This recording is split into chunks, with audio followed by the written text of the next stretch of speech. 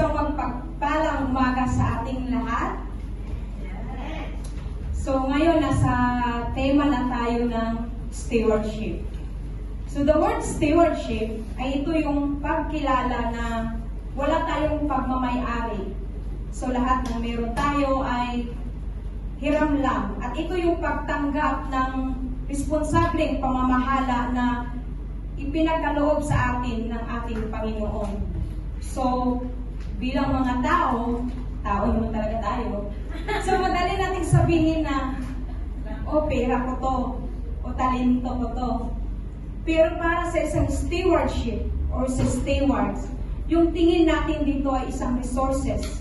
So, resources na ipinamahala sa atin, o ipinakatiwala sa atin ng tunay na magmamayari. Walang iba kundi ang ating Panginoon. So, kaya dapat ang magiging goal natin dito ay sa pinagkaloob ng ating Panginoon ay dapat hindi natin ito itago, kundi gamitin sa paraan na nagagalak ang ating Panginoon.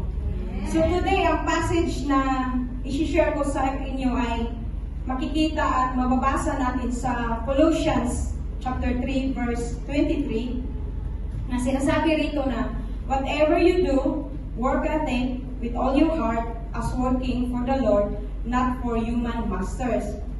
So, sa passage na to, pinamagatan ko ito, sabi ng mentor namin, lagyan ng title. So, pinamagatan ko to ng Serving God Alone. At ang one point na ipopokus natin is focus on God, not on people.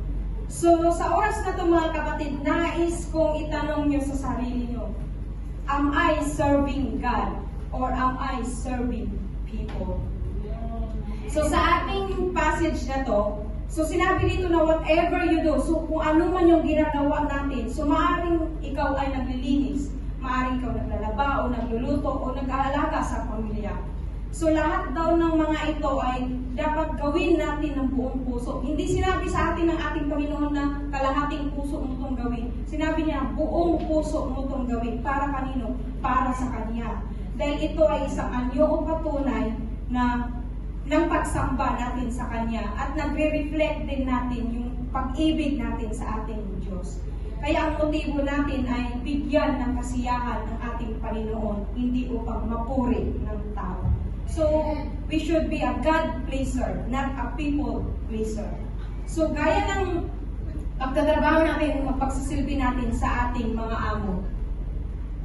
Pagsisilbi natin sa ating mga amo. Di ba pag andyan yung mga amo, ang sipag natin? Kuskus dito, kuskus doon. Baliktad buong bahay. Ultimo langaw, nadudulas sa sahig sa sobrang kintar. Kasi iniisip kasi natin na ma-appreciate ng amo at ma-impress yung amo sa effort na ginagawa natin. Buong puso mo nga itong ginagawa, kapatid. Pero you're trying to get a recognition sa ating employer. So, ikumpara natin to sa isang faithful stewards o faithful stewardship. So, kahit walang nakakita, alam niya na may CCTV sa langit. Alam niya na laging nakabukas. Kaya pulido yung linis dahil alam niya na ang tunay na kanyang pinaglingkuran ay ang ating Panginoon. At isa din sa mga halimbawa na iuugnay ko sa ating passage today ay yung tambourine ministry. So hindi kami tumatayo at sumasayaw dyan na, so hindi lang ito simpleng sayaw, kundi isang spirit warfare at pagsamba o act of worship.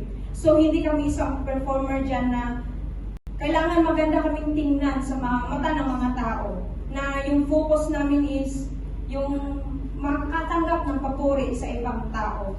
Pero as stewards sa sayaw, so bawat hampas, bawat galaw na aming ginagawa, inialay namin sa trono ng Panginoon. So hindi kami sumasayaw para sa palakpak ng mga tao, kundi para sa ngiti at galak ng ating Diyos. So sa mga oras na to, mga kapatid, kung may ministry man kayo o wala, kung pakiramdam nyo ay nabu-burnout kayo o kaya ay napapagod.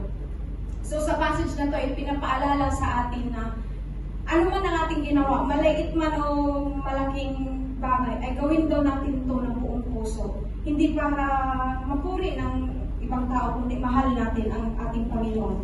Di ba rin ang hindi nakikita ng mga tao, pero yung Diyos nakikita niya ang bawat tagaptak ng pawis mo at sakripisyo.